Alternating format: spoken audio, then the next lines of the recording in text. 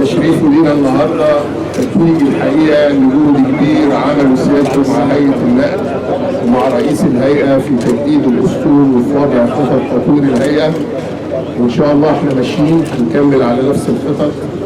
ان شاء الله هنطور ونستكمل تطوير اسطول الهيئه ورفع امكانياتها عشان ان شاء الله الهيئه تصل الى مصاف عاليه باذن الله زي ما كلكم جميعا بتأملوا ذلك. احنا النهارده طبعا بنحتفل باستلام الدفعه الثانيه من العقد الموقع مع شركه كارفور مصر 90 اتوبيس. الدفعه الاولى تم استلامها في شهر 64 اتوبيس، كده يستكمل العقد ب 150 اتوبيس، وفي عقد مكمل ب 50 اتوبيس اخرين ان شاء الله هيتم استلامهم قبل نهايه العقد. المنتظر في خطه التطوير الموضوعه واللي تم اقرارها في وقت سياده الوزير الحقيقه هو 300 اتوبيس اخرين بيعملوا بالغاز الطبيعي جاري البت فيهم حاليا، وان شاء الله خلال الشهور القادمه يتم توريدهم، علاوه على اعداد اخرى من الاتوبيسات المفصليه والاتوبيسات ذات الدورين وكده. الحقيقه الخطه طموحه جدا، انا اطلعت عليها، ان شاء الله هنستكملها وهنستكمل رفع امكانيات الهيئه في الصيانه والورش وتطوير كل ما يخص الهيئه باذن الله. انا بهنئكم جميعا ان شاء الله الهيئه الى الامام والى تطوير عشان خدمه المواطنين وخدمه شعب مصر، وكل عام وحضراتكم بخير، وان شاء الله نلتقي دايما في مناسبات طيبه.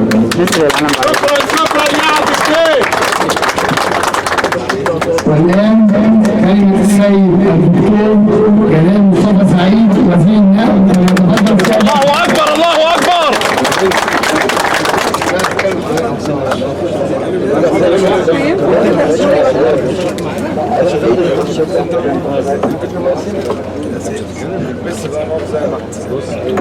بسم الله الرحمن الرحيم. صباح الخير جميعا. انا طبعا سعيد جدا بالدعوه الكريمه من السيد المهندس سعيد الاخ العزيز على دعوته وحضرتك تكون موجود معنا حضراتكم جميعا بخيرات مخاطر الطيران وقيادات شرطه النقل والمواصلات وقيادات هيئه النقل العام والساده الاعلاميين الكرام حبايب الجمهور في يعني ادخال 90 اتوبيس جديد للخدمه في هيئه النقل العام في القاهره. زي ما شفت الحافظ المهندس عاطف بيه قال ان هو جزء من خطه تنفذ بغض النظر عن من هو في المسؤوليه. احنا كلنا خدامين للشعب المصري، كلنا هدفنا خدمه الشعب المصري. طبعا الكل يعرف ان هيئه النقل العام بتخدم القاهره الكبرى، القاهره والجيزه والجنوبيه، وان هناك حاجه فعليه حقيقيه لتطوير اسلوب هيئه النقل العام، سواء تطوير الاسلوب الحالي او يعني زياده الاسلوب. طبعا في 22 مليون او 23 مليون رحله كل يوم. هيئه النقل العام بتساهم حوالي 3.5 مليون راكب في اليوم وتنقلهم، ده بيمثل حوالي 15 إلى 17% مثل الأنفاق تابع لهيئة النقل العام بيشيل حوالي 3 مليون أخرى. أنا بعتبر دول هم وسائل النقل العام الأفضل الموجودة في القاهرة.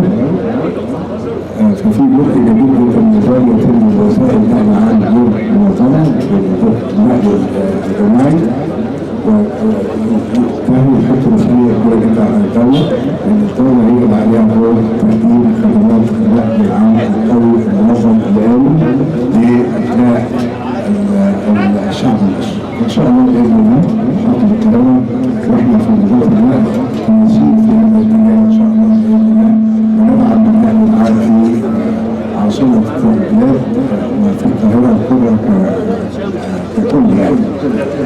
طبعا يعني توقيت دخول الفرسان الخدمه مع بدايه العام الدراسي الجديد اعتقد دلاله مهمه جدا على استعداد الدوله وكل مؤسساتها لخدمه ابناء الطلاب مع بدايه العام الدراسي الجديد، ونتمنى ان شاء الله يكون عام دراسي يعني مستقر وآمن وأبناء الطلاب يفيدون من العلم ان شاء الله باذن الله. الحاجه الاخيره طبعا اللي انا عايز اقول عليها، انا عاوز احيي رئيس النادي العام، عاوز احيي عمليه النادي العام على المجهود الكبير اللي بيقوموا بيه في خدمه ابناء محافظه القاهره. طبعا انا عايشين معاهم بتقول لي الناس العام الناس فعلا عايزين يكونوا فاهمين طبعا التوفيق ان شاء الله. انا بقول لحضرتك ان